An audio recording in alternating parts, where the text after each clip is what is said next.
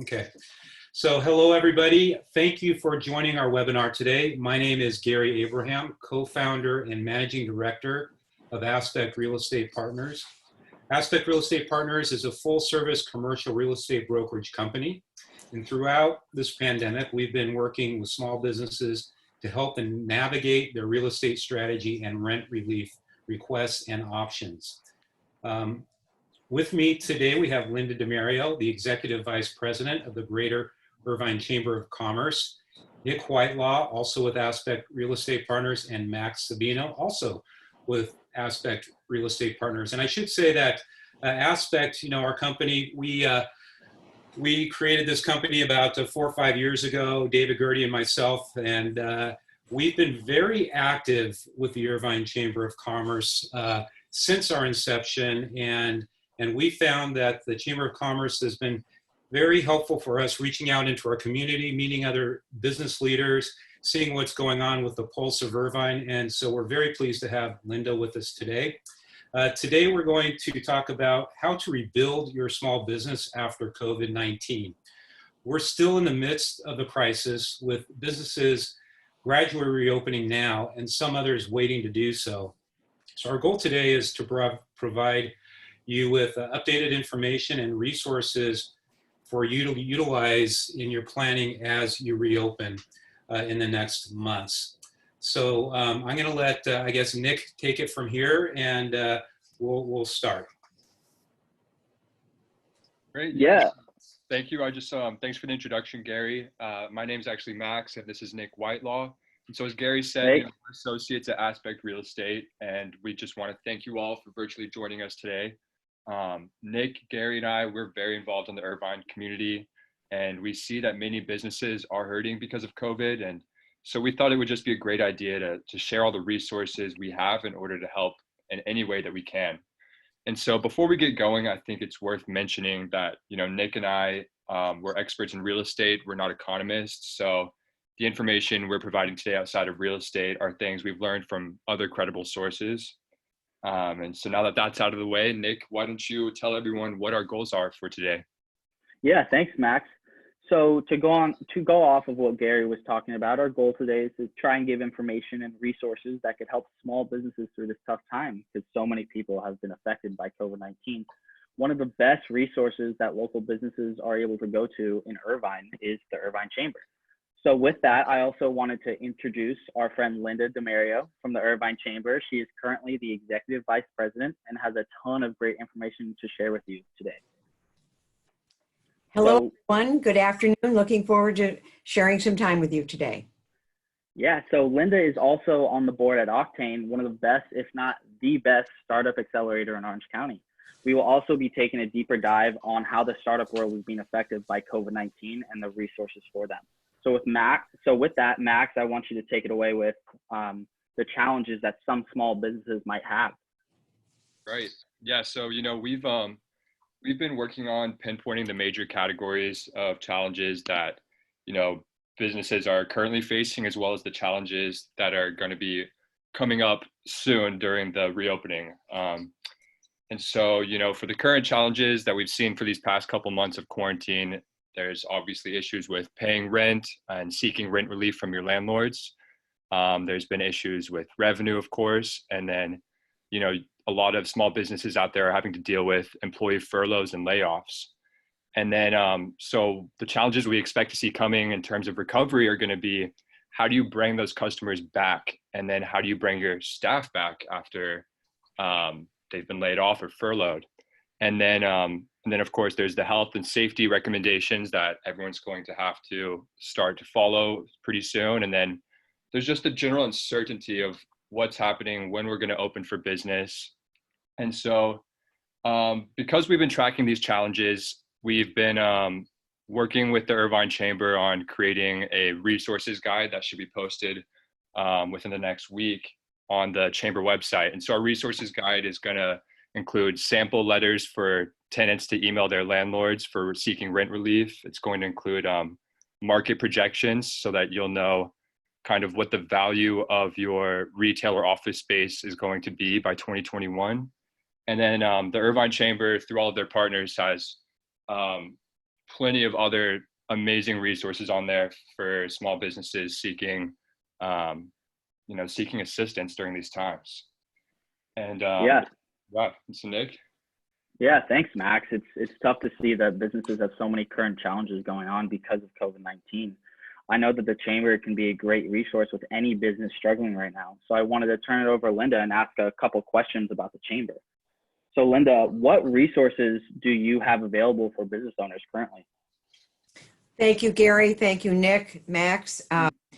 The Greater Irvine Chamber has always been an excellent source of resources and business assistance, certainly even before this pandemic. Now it's taken on, I think, a greater scope of work, and that if you go to the website that you see on your screen, we started with business emergency resources tools, and we curated a variety of information that was intended to help businesses sort of get their feet under themselves, sort of get a handle of this incredible situation that they were finding themselves faced with. Now we are pivoting toward a business reentry resource. And so you will find both on this website at that address. In the long term, however, as I said, the greatest strength that the Greater Irvine Chamber brings to our businesses, members or otherwise, in Irvine, is the strength of our networks and connections. We always say that we're not your grandfather's chamber, and we always say that if we don't have the answer, we know someone who will. And our relationship with Aspect Realty is a good example of working with, a volunteer leader like Aspect Realty, who provides incredible resources for other members in the business community, as well as providing assistance to us so that we can extend the value of those resources to others. So one of the things I want to mention in that networks and connections is you're going to hear a lot about the small business development centers and the small business administration. Those are resources that offer businesses of all sizes absolutely free assistance in, again, sort of understanding the environment in which they're operating and helping them establish perhaps a new way, a new framework for how to move forward. Yeah, that's great. So I was also going to ask, do you foresee the Chamber creating any new programs to help these small businesses? That's a good question because we already have. As I said, we've always been very proactive in terms of, enhancing the economy of Irvine and working with our individual businesses to help them grow their business. This pandemic, however, was unlike anything we've ever experienced.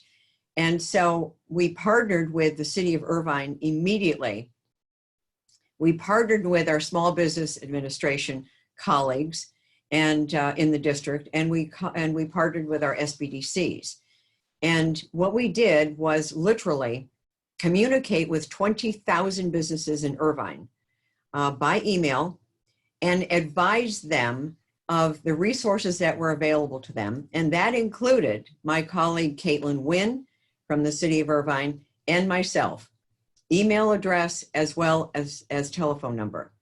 And so for the last 2 months or more, we have been working with individual companies to introduce them to SBA resources like the EIDL, the Disaster Recovery Loan, and the PPP, the Payroll Protection Plan. And those were really tough resources because they got up and out fast. They were not without their pitfalls and challenges. And that's what Caitlin and I did, was we worked really hard with our businesses to make certain that they understood what they needed to know and that they could access those resources as quickly as possible. We also identified banks that were willing to fund the PPP plan. That may sound like an odd thing, but we had a lot of the big banks that chose to work with their customers first and foremost. We have a lot of businesses that didn't have a working relationship with their banks. So we sought small community banks to assist those companies.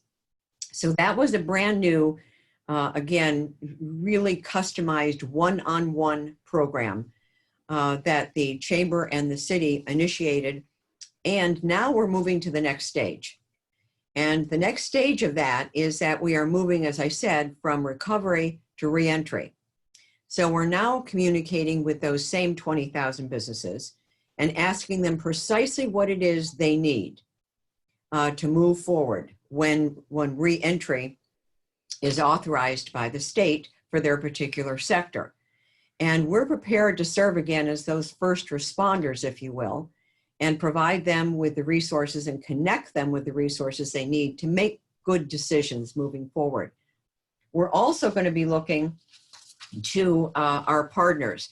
As I mentioned before, the SBDC and the SBA. They have just completed a survey of businesses, and as a consequence, we're going to be partnering with them on a series of webinars that address the very issues they're most concerned about: how to handle the HR issues, how to handle the payroll, the loans, how to adapt and how to comply with the state rules and regulations, and all of those items as well. So we have a full complement of next stage programs that we're working on already. And if you go to that page, you'll start to see that curated group of resources that are going to be available to our Irvine businesses. Wow, that's really great to see what you guys are doing in the community. To pivot a little bit, I know the Chamber prior to COVID-19 was doing a business outreach rally that was bringing in companies from the UK over to Irvine. Will the Chamber still be looking to do this, or are you guys thinking about focusing on local companies? There's two answers to that question. One is that we have a first obligation to our companies and businesses in Irvine that they be open, that they be healthy, that we help them with growth strategies. So business and retention has taken a first priority for us. And all of our resources and time will be directed to that purpose, because it's very, very important that Irvine emerge from this and that our businesses emerge from this strong. That having been said, we can walk and chew gum at the same time. And the good news is that we do have a very, very robust foreign direct investment plan with the life science and technology sectors in the UK. And we had, at the time of this pandemic striking, 12 companies in the pipeline for expansion here in Irvine. And that included 3 already on the ground. And then we had 9 more who were in the process of coming over and making their final arrangements, hiring people, opening offices, and so forth. We're going to maintain those relationships. We do it by email. We talk frequently by phone. And the good news is these companies intend fully to expand to Irvine when this is at a point that is manageable. They intend to take full advantage of all the resources that our innovation ecosystem and environment offer them. So they're going to be there, interested and ready to come when this passes. The second priority on FDI is that we have several years in the 4 cohorts of companies that have long looked at coming here, and we're continuing to cultivate them. So we stay in touch with them with newsletters and webinars. And to that point, we're developing a series of webinars, and we've called upon our Irvine Gateway experts. It's called Irvine Gateway Experts Open for Business. And we'll be doing webinars that we take to our UK companies so they can continue to receive good decision-making information. Yeah, that's awesome. So lastly, how can anyone get involved with the Chamber or, get this information? Well, again, I recommend looking for resources to help you cope with and manage the recovery, as well as preparing for reentry.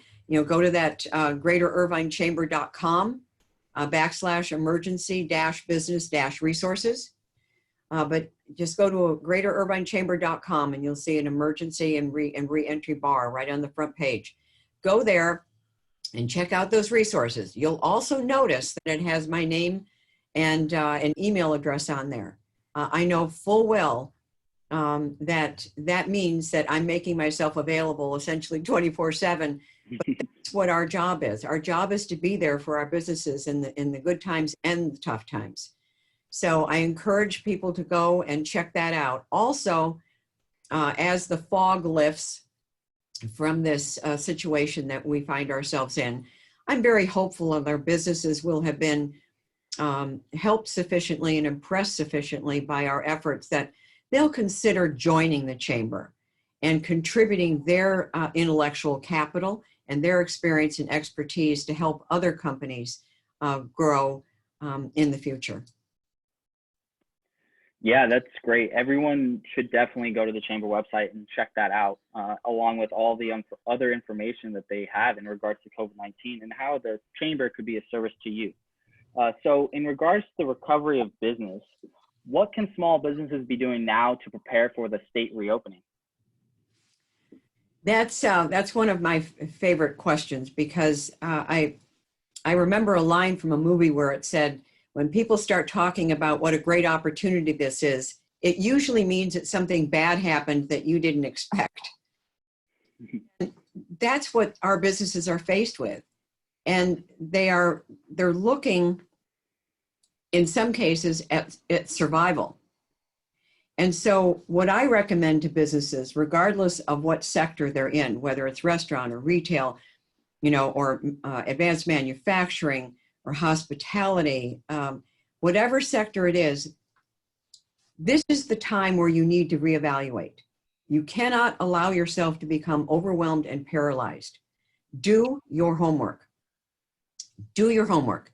Take the time to learn by going to all the websites that we're sharing with you today, familiarizing yourself with all the resources that are available, calling your local SBDC, calling your SCORE representative, people that are very ready and prepared to give you free resources and free help to evaluate the situation that your business faces.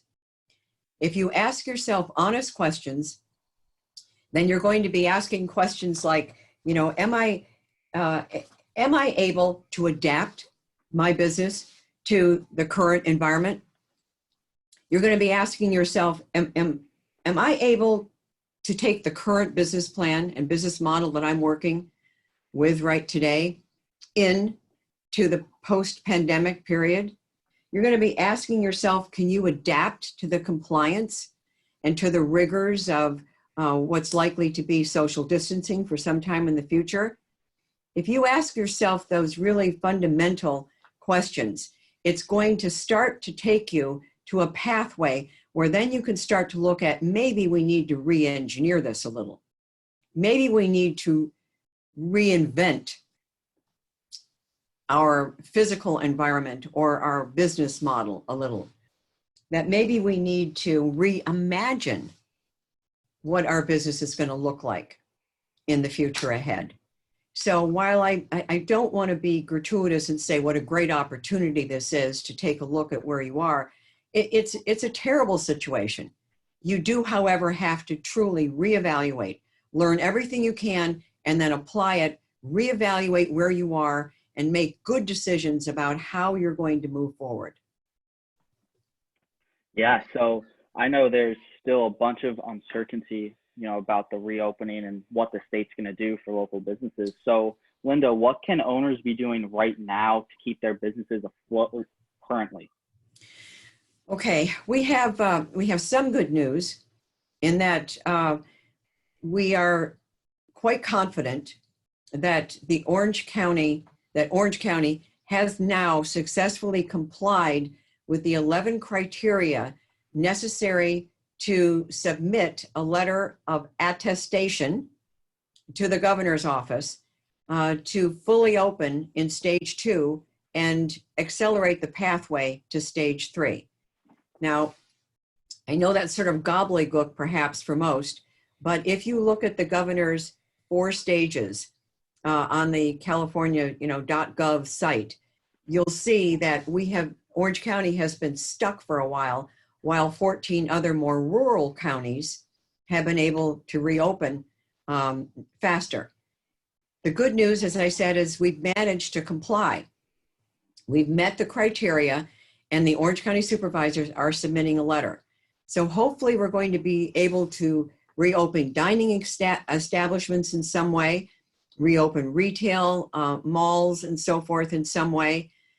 Stage 3 still has personal services in it, regrettably, but understandably. But we'll be able to move forward certainly on all the office space, as well as manufacturing and logistics, which has always been open, and a lot of the restaurant and retail.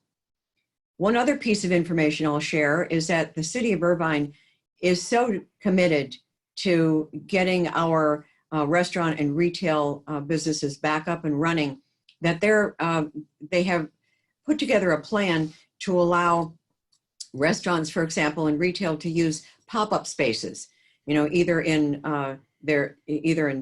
driveways or in parking lots or on sidewalks, whereas it might have been difficult in the past. So watch for those notices on the city website, because I think that's going to help adjust. So the things we need to do right now to stay afloat are make sure that we are in tune with the resources, the latest information that you need, california.gov or the Greater Irvine Chamber website. Go to those websites and stay in touch.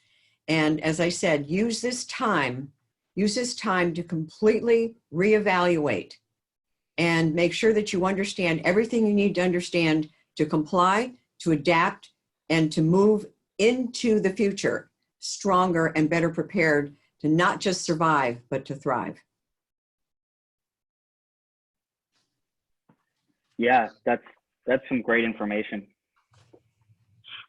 Yeah, I think that's awesome. And, we've talked a lot about, the retail, restaurant, service industry sectors. And, there's another sector of small business, which is the startup community, which is, it's thriving in Orange County, or has been thriving. And, Linda, you being on the board of directors of Octane, one of the most well-known startup incubators, accelerators in Southern California, I wanted to use this time to ask you a few questions that I know the startups I've been in touch with are interested in knowing. So the first of those questions is, has funding for startups slowed at all? Just when you use the term startup, it suggests that this is a young company that is still in the process of evaluating where it is at in the competition, as well as where it's at in terms of a funding cycle. And so those conditions of uncertainty already exist for most startups to begin with. I think what Octane is bringing to the table and has always contributed to startups is a really excellent platform to make those connections, to connect with really important information that helps startups move off that uncertainty faster. The answer to your question, particularly about funding, is there's no question that the pandemic has caused, at the 30,000 foot level, a contraction, a rethinking, if you will, of what they want to invest in. Some of the more obvious examples is those companies that were known as disruptors in the travel industry, for example, like the Airbnb, in the transportation, like Uber and Lyft. All of a sudden, those disruptors are behind the 8 ball, and so those funding sources are having to recalibrate as well. They're having to reevaluate and take a look at what are the startups that are going to best help everyone in this country move forward and adapt effectively to what we refer to less fondly as the new normal. So those kinds of startups are the ones that are enjoying, considerable success right now. But generally speaking, the investors are still there. They're still there. They're still going to be looking for the right companies to invest in, short-term as well as long-term. They're not so much looking for the unicorns anymore. They're looking for companies that are going to deliver for them, as I said, short-term, but looking for a long-term investment that's going to deliver a good ROI. Okay. And so with all these changes and the types of startups that are seeing major investments right now, would you say that the criteria for seeking and investing from Octane has changed, or what is that criteria right now?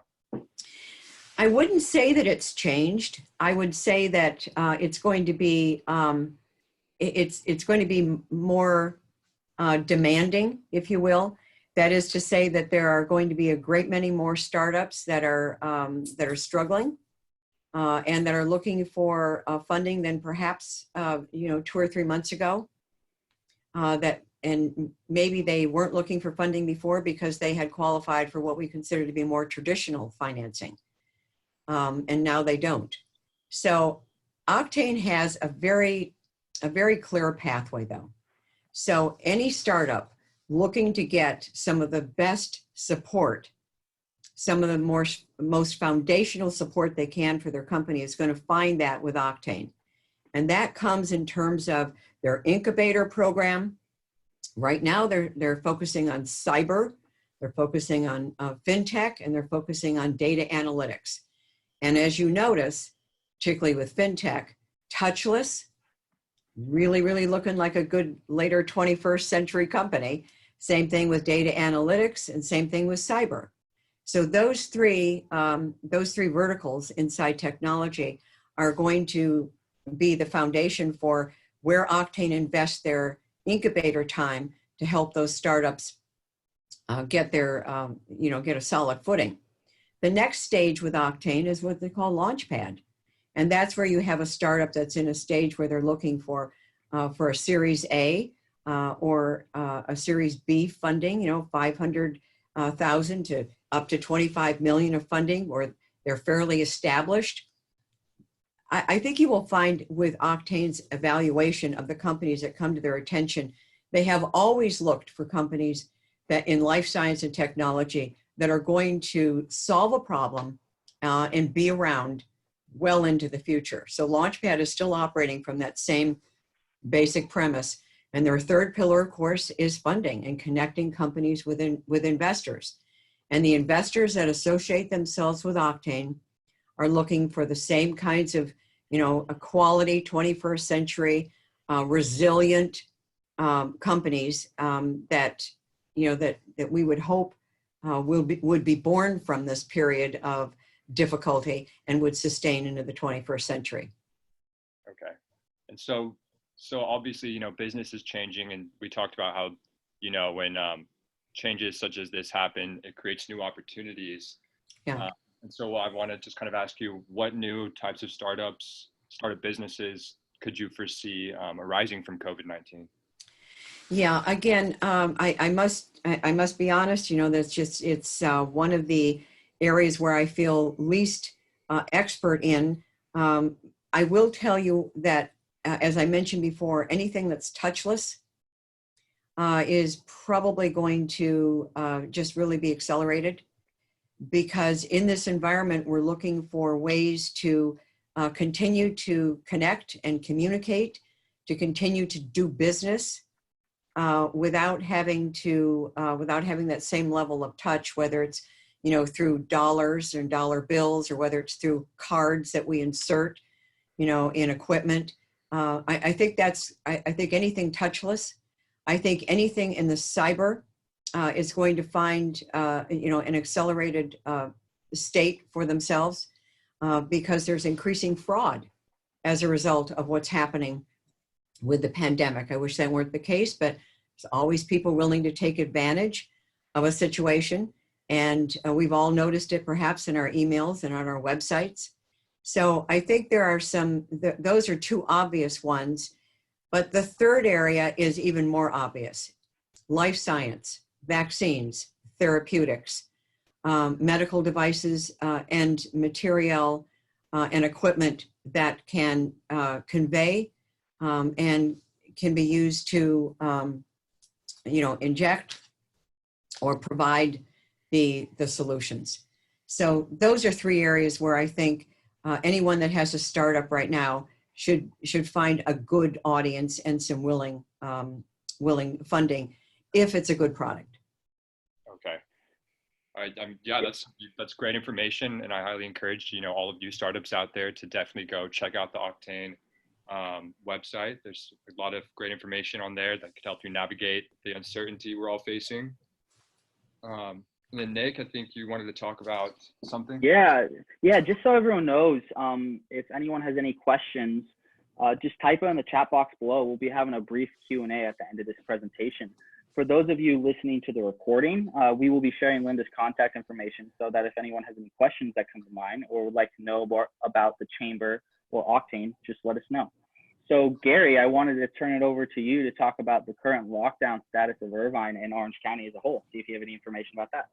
Well, thanks, Nick. I think Linda really hit that pretty good, and I think her information is later and better than mine. So just go back if you have any more questions on that. Listen to that. And as Linda said, the state government has an excellent website on that, and I think we're going to provide that link. But to talk about what we're hearing, we have many clients out there. We have our ears to the ground. We have anecdotal stories and situations, client by client. And I think, I'd like to share maybe a couple of those. Overall, most landlords, that our clients are talking to about a rent deferral or abatement, landlords are working with small businesses, and they understand. They typically have, typically not all the time, but typically landlords have greater resources, and I'm not just talking about capital, but just legal. They've been through recessions before. They know how to handle these things, and this is an unusual situation, never happened, but there seems to be consensus among business or business owners and a consensus among building owners on how to proceed. And again, I think we're going to link some of the SBDC information on how to, if you're a tenant talking to your landlord, good approaches. But I won't go into too much detail on that. But we work with restaurants. As Linda said, restaurants are opening curbside service, parking lot service, some of them with access to a parking lot. They're limited hours, certainly they're not operating nearly close to their normal operations, but for a grab and go without a drive-through, we're seeing maybe 50% of revenues for restaurants if it's a drive-through. Starbucks, I'm hearing, is actually outperforming what they were doing before because everybody's heading to a Starbucks drive-through, while some of the Starbucks cafes remain closed or limited. Gyms, we work with a few gyms. They are still closed. They've been working through, hopefully some of those gyms have received the PPP loans, if not working with their landlords on rent deferment and abatement. And offices, CPAs, attorneys, a lot of them as well have received PP funding and have talked to their landlords. So generally speaking, what we're hearing is the small businesses, they are proactive. They have been proactive.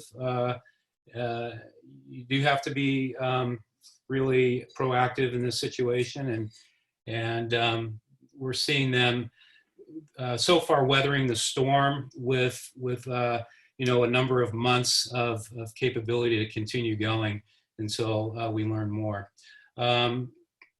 In terms of lease rates and especially office and retail, we do expect to see asking rents to drop in June, especially July, and maybe even beyond that, up to 10 to 20%. That's not coming from Aspect. That's coming from industry specialists that take data from the market and historic data, and they model it. And so for retail, it's unprecedented. They're expecting at least 18% drop in asking rents over the next months, maybe into 2021. Office, similar, as some companies are figuring out, hey, maybe the employees can work from home, or a number of them can continue to work from home, and then decrease their requirement for office space. And the other thing, I should mention is, within the United States, we have a number of states that are reopened with restaurants serving, with some masks and some not masks. And I think it's an opportunity for California and Southern California to see what happens there. And we'll learn through that. And that's obviously in the news. And I'm sure everybody's going to keep a watchful eye on what other states are doing and how they are having success. So that's about it. I guess I'll turn it back to Nick. Yeah, great information, Gary. So, as of right now, we are already seeing some states around the country that have started to lift quarantine. So it'll be interesting to see how they will do. We want to thank you all for tuning into the presentation, and I'm going to open it up right now to some questions. If anyone has anything, just type it in the chat box below and we'll be free to answer them. So I could say one right now. So Gary, I know we were talking about the change of the office and retail landscape. I know we've just heard the big news that Twitter is not requiring their employees to show up to the office anymore. Do you see more companies doing something like this? Or, the office landscape, will companies be getting bigger offices because of the 6 feet regulations between each other? Or will they be getting smaller office space because not as many people are going to go in? Well, I see some companies doing that, but remember, people, we're social beings. We like to get together. We like to work together. We like to eat together. We like to play together and drink together and all those other things. So I think there will be some companies doing that, but I think after whether it's there's the vaccine or other immunity kicks in, later this year, early next year, I think by and large we're going to see a return to the quote unquote normal, with maybe some exceptions, with some, as Linda was saying, opportunities. We're going to see some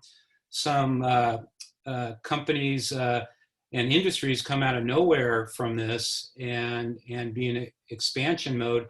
But, and maybe we'll see a shift in the work, the WeWorks and the co-working environments, and then even the office environments. There might be some companies that move away from shared workspaces and more into the more traditional offices, with some people thinking, well, I want to go back to my own office. I liked it before, and this working in a cubicle with everybody else was okay, but I'm ready to go back.